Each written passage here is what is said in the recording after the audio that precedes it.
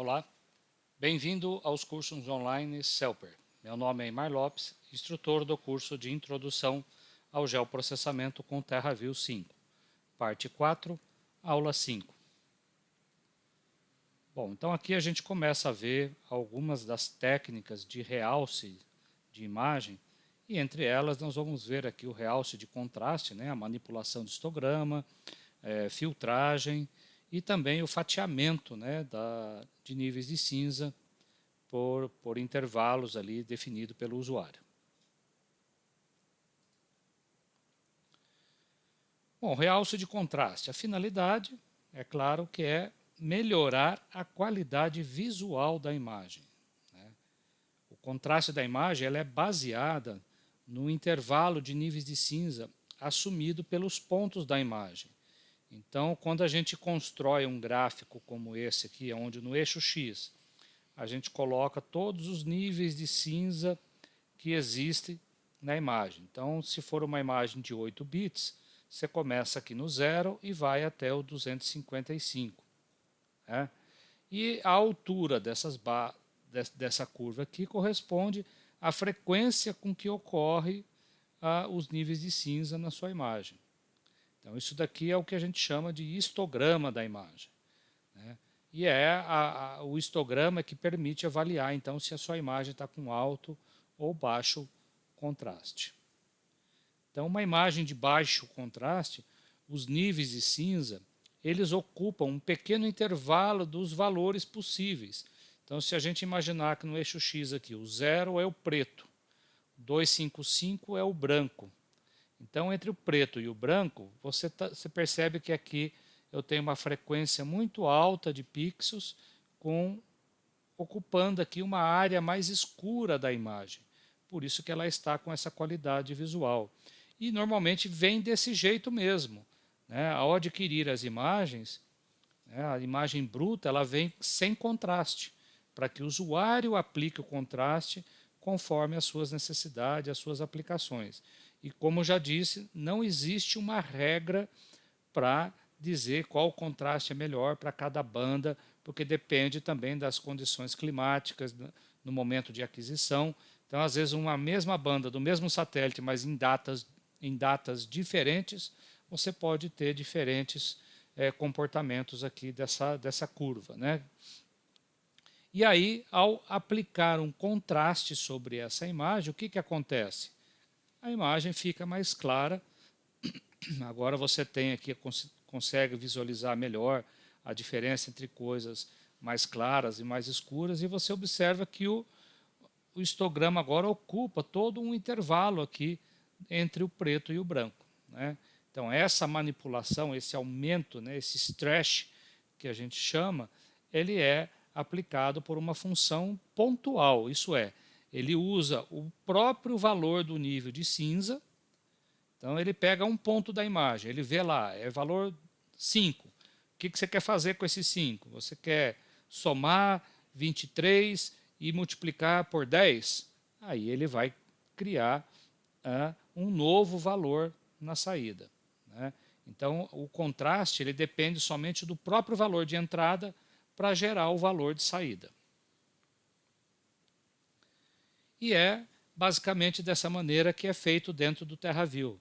Né? Você tem o histograma aqui, a distribuição dos níveis de cinza, né, da imagem original. Você vê que entre o 0, que é o preto, o 255, que está mais ou menos por aqui, que é o branco, né, ele ocupa um pequeno intervalo de níveis de cinza. Né? E aí o que a gente faz normalmente é pegar o valor máximo que está aqui, a gente arrasta para cá, o mínimo também é onde começa aqui a curva. A gente vai ver que isso é feito com o botão da esquerda, né, para mexer o mínimo, o da direita para mexer o máximo.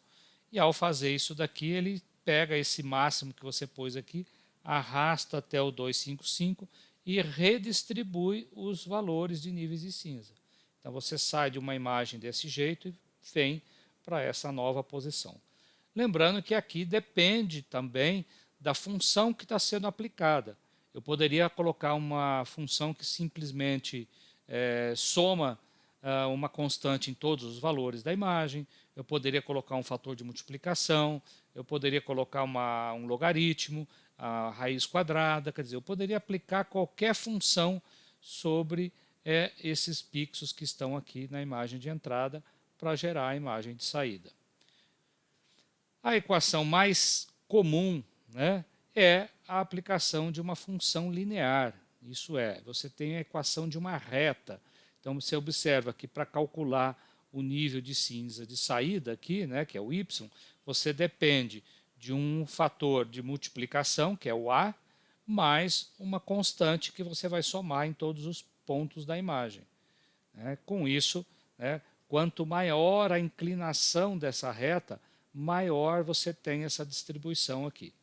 O que pode acontecer, e tem que tomar cuidado, é que se você erguer demais, inclinar demais essa reta, em outras palavras, você colocar o valor máximo num ponto aonde você corta uma parte do histograma de entrada, na saída você vai ter uma saturação, você vai criar, fazer com que todos os pixels que ficaram além do valor máximo vão ser achatados na cor branca, que é o 255. Eu falo sempre 255 porque eu estou pensando numa imagem de 8 bits. Ok? Eu posso aplicar uma função também, que o objetivo é realçar áreas mais escuras da imagem. Então a função da raiz quadrada faz isso. Você perceba que ela começa com uma alta inclinação e vai diminuindo. Então, nas regiões mais escuras da imagem, você vai ter um aumento de contraste.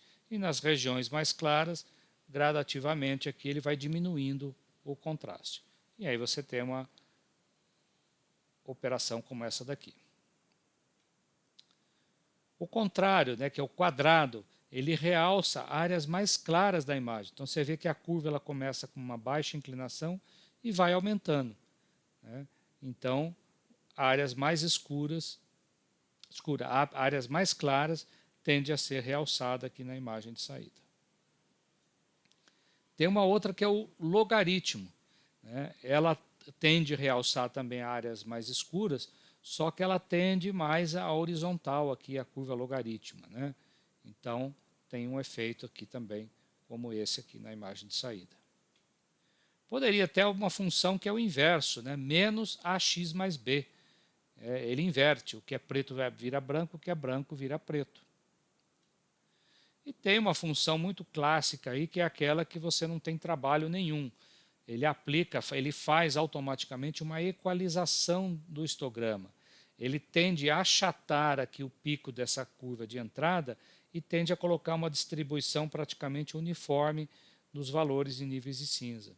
E aí você tem uma imagem como essa daqui. Então, se você quer ter uma composição colorida bem colorida, você pode estar fazendo a equalização numa banda que está no vermelho, uma banda que está no verde, uma banda que está no azul. Com certeza você vai ter uma imagem aqui bem colorida. Pode não ter uma aplicação prática, porque às vezes um determinado alvo pode não ter sido realçado. Por isso que eu digo, não tem regra. Você aplica o contraste dependendo dos alvos que você quer realçar, do objetivo em vista aí com o processamento da imagem. Bom, então lembrando que a tela do teu computador ela trabalha com um princípio aditivo de cores. Isso é, ela está projetando aí nos seus olhos uma intensidade do azul, do verde e vermelho, e intensidade igual dos dois você está no eixo monocromático, que vai desde o preto, que é a intensidade 0 para cada uma dos R, G e B, e intensidade máxima quando você vai a 255 para o vermelho, o verde e o azul. E aí você tem aqui o branco no meio. E entre o verde e o vermelho dá o amarelo, entre o vermelho e o azul dá o magenta, e entre o azul e o verde dá o ciano. A gente poderia ser uma outra maneira também de representar esse cubo de cores, Então, o que eu falei do eixo acromático é essa daqui, Se você vem aqui na diagonal interna desse cubo aqui, deslocando aqui em qualquer ponto dele, você vai ter uma mesma intensidade do verde, do azul, do vermelho, né? E aí então você vai ter uma imagem monocromática aqui no meio, né? E é claro que se você aplicar intensidades diferentes, às vezes você pode com uma mesma imagem, uma mesma banda, aplicar contrastes diferentes. Aí o que vai acontecer? Você vai gerar uma composição colorida, né, com pontos, né, em qualquer área em qualquer ponto desse cubo aqui, porque você vai mexer com intensidade diferente do azul, do verde e vermelho, vai gerar um ponto interno nessa região aí. Mas o que a gente muitas vezes procura na prática é uma composição de 3 bandas, né?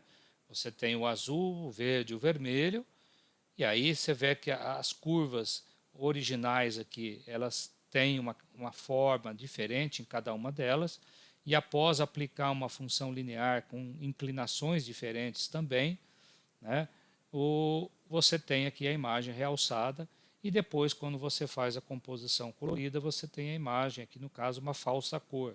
Isso porque eu estou trabalhando com, aqui é um exemplo da Thematic Mapper, né, o TM, da imagem do satélite Landsat, e a banda 3 é uma região do vermelho, né, e o 4 infravermelho, o 5 também infravermelho, né. E aí a gente lembra que nós mostramos na videoaula passada que a banda 4, né, é exatamente onde tem o pico da reflexão para a vegetação natural sadia, né. E aí se eu coloco ela no filtro vermelho, você vê que a vegetação aqui ficou em vermelho nesses pontos onde tem mais, o índice foliar é maior, né. Bom, a manipulação de contraste ou de histograma no TerraView, ela tem 2 lugares, você tem essa possibilidade. No próprio explorador de estilo, que é onde você define a cor lá, para ponto, para linha, para polígono, e no caso de dado matricial, você tem a manipulação do contraste aqui com algumas opções, né? E aí você pode aplicar, só que essa janela do explorador de estilo, ela não salva, ou melhor, ela não modifica a imagem original. Ele fica, se você salvar o projeto, o contraste vai ficar aplicado no âmbito só do projeto. Já na janela de contraste, você tem outras opções, ela tem alguns recursos a mais, tem funções, outras funções aqui disponíveis. Você pode fazer também o histograma de toda a imagem, da área visível, ou de um retângulo ali, de um ROI, né, que a gente chama, uma região de interesse ali previamente definida. E depois de aplicado, você pode vir aqui no repositório e fornecer o nome do arquivo de saída e criar um novo arquivo TIFF, né, com a imagem realmente modificada. Aqui no explorador de estilo, guarda só essa manipulação, fica só no âmbito do projeto. Ele não altera a imagem original que foi realçada. Bom, e disse agora há pouco que a manipulação do mínimo e máximo aqui, né, quando você pega o máximo e arrasta para essa posição, ele vai pegar tudo que tiver além do máximo, vai jogar para branco, tudo que tiver além para trás do mínimo, ele vai jogar para preto e estica toda essa regiãozinha aqui agora para o intervalo de 0 a 255, no caso das imagens de 8 bits. Então nós temos um exercício proposto aí, que é fazer a manipulação do contraste de uma única banda e salvar ela como monocromático. E aí você tem aqui então a aplicação, né, sobre o Distrito Federal, você tem uma das bandas realçadas ali. Depois no exercício 4.5, né, é uma composição colorida, aí sim você vai trabalhar com 3 bandas, R, G e B, e aí você vai salvar, né, como uma composição RGB e também salvar como sintética. A sintética, o que é? Ele codifica numa única camada, em vez de ter 3 bandas, você vai ter uma única banda, só que associado a essa banda agora você tem uma palheta de cores. Então a imagem ela fica mais leve, ela fica não é que ele perde a qualidade, ele fica com menos cores do que uma composição RGB que pode ir até 17 milhões de cores. Aqui você fica com uma imagem mais leve também, porque fica com uma única banda associada ao arquivo TIFF. Bom, você pode ainda trabalhar a questão do fatiamento, né, de níveis de cinza. A gente vai ver a janela ali de fatiamento. É quando você quer aplicar diferentes cores para diferentes intervalos de níveis de cinza. E você pode fazer isso de forma normal, com intervalos regulares, com intervalos diferentes, ou com uma gradação de cores, escolhendo uma paleta lá para fazer toda a variação de cores entre o intervalo que você definiu. Então, a janela de fatiamento ela é semelhante àquela janela de legenda, né, vetorial, só que aqui fica salvo, né, na camada do projeto. Então, quando você aplica aqui o fatiamento, você diz aqui qual é a banda, o valor inicial, final, em quantos intervalos você quer, e depois, se você quiser, ainda você pode até mexer aqui nos intervalos e modificar conforme a sua necessidade, né? O fatiamento é uma ferramenta interessante, porque se você já conhece os alvos que você tem, você sabe ali estatisticamente quais são os mínimos e máximos de uma determinada cultura e tal, então você já pode vir aqui aplicar esse fatiamento e já tem o produto lá, então, entre aspas, classificado por um corte, né, nos níveis de cinza de uma única banda. Então, o fatiamento é feito em cima de uma única imagem em níveis de cinza. E aí você atribui cores, então, para cada intervalo de níveis de cinza. Então, temos um exercício proposto aí, 2.6, que é exatamente fazer o fatiamento de uma imagem. A terceira técnica de realce que a gente vai ver é a filtragem, né? É a chamada também de uma operação de convolução. Você tem, na verdade, um cálculo que é feito na imagem de saída que depende do pixel central e também da sua vizinhança. Então, é uma operação local, né? E para cada novo valor que ele vai calcular, ele vai deslocando essa máscara linha a linha, coluna a coluna. Então, em cada posição, para calcular aqui nessa posição X, por exemplo, na imagem de saída, ele vai pegar o valor da imagem original e também os vizinhos. E aí vai depender dos coeficientes que você aplica aqui no que a gente chama de máscara, né? Então, a máscara, que é a janela móvel que se desloca, né, sobre a imagem, ela pode ter, inclusive, diferentes tamanhos. Ela pode ser 3x3, porque aí você tem um pixel central e tem uma vizinhança, né, em volta do pixel. Pode ser 5x5, 7x7, ou até de tamanhos irregulares aí, né? Não precisa ser simétrico, mas pode ter também banda, a máscara, na verdade, de qualquer tamanho aí. Como eu disse, é uma operação local. O nível de cinza, né, que vai ser transformado depende do valor dele e também da sua vizinhança, né? E ele utiliza então aquela máscara que a gente comentou para fazer isso. Lógico, dependendo do sistema, ele despreza aqui a última linha e como é que fala? A linha que fica em volta aqui de toda a imagem, porque quando você está com a máscara nessa posição aqui, para calcular esse primeiro pixel, ainda não existe correspondente da máscara nessa região em volta dela. Então, muitas vezes ele despreza a última linha, a primeira coluna, a última coluna e a última linha lá embaixo para ficar só com a parte central aqui. Bom, filtros tem de vários tipos. Tem os filtros que a gente chama de filtros lineares, né, conhecidos também como filtros passa-baixa, filtros passa-alta. Os passa-baixas, eles tendem a suavizar, reduzir ruído, né, e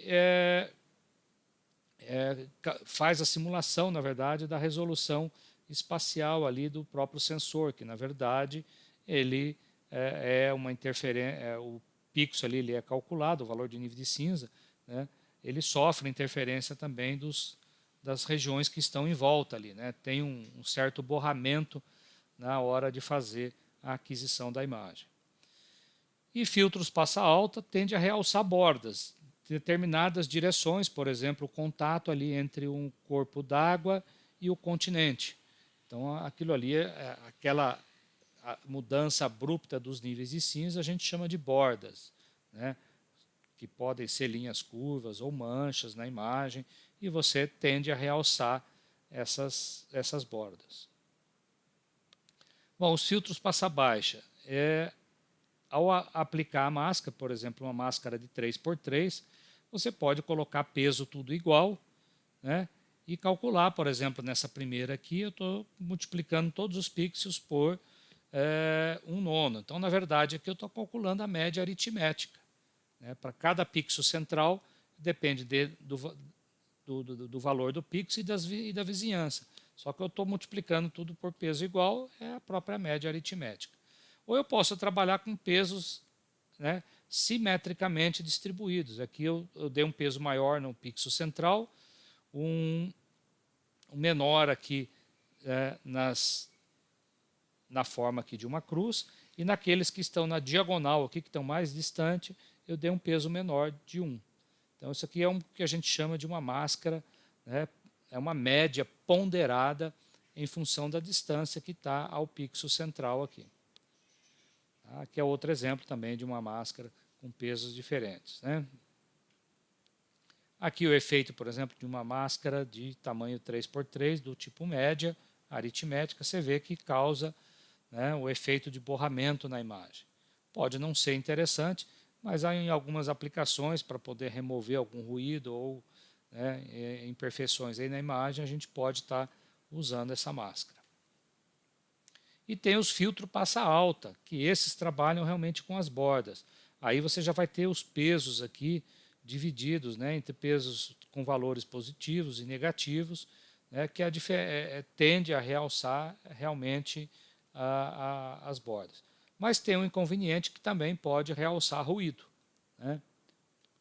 Então nós temos um exercício aí para fazer, onde eu posso aplicar aqui um filtro de detecção de bordas. Você vê que todas as regiões mais homogêneas ele tende a diminuir o contraste. E as bordas, que é o contato entre os alvos, você vê aqui no contato entre a água e o continente, que ele criou uma bordazinha bem mais clara aqui, realçando o contato, né, nessa área da imagem. Tem filtros também que tendem a realçar determinadas direções. Você observa, por exemplo, aqui o filtro norte. Você observa que eu tenho, né, valores negativos aqui embaixo, valores positivos aqui em cima, né? Então ele tende a realçar em determinadas direções.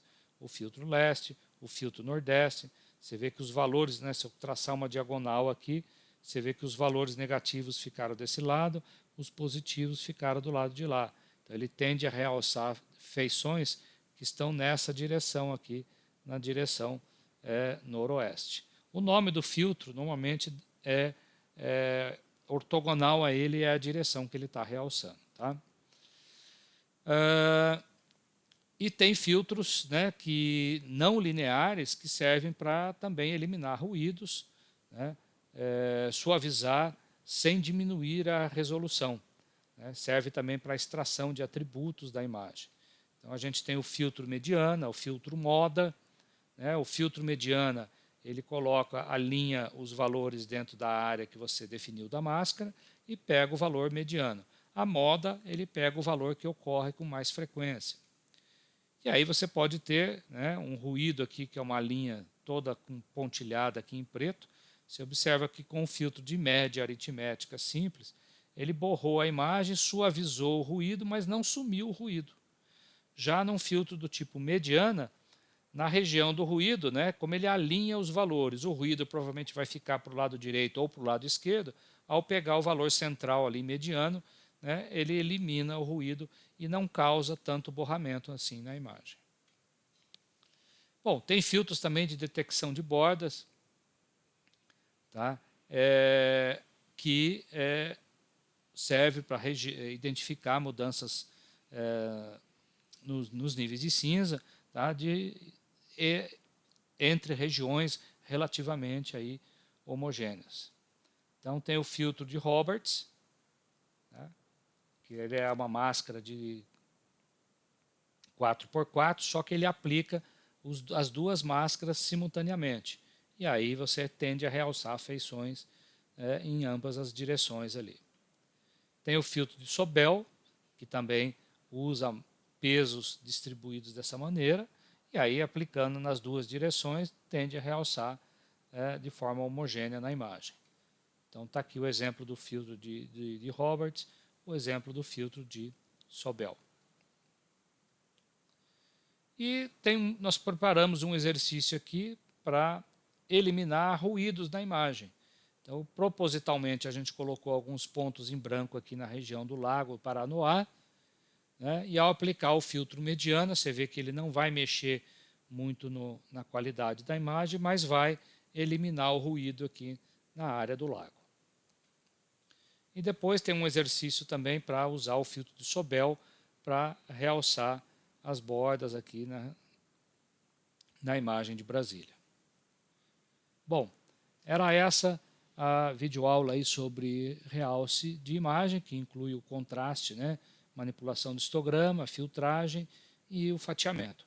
Existem várias outras técnicas, mas por hora a gente fica com essas aí. Muito obrigado pela atenção, até uma próxima videoaula.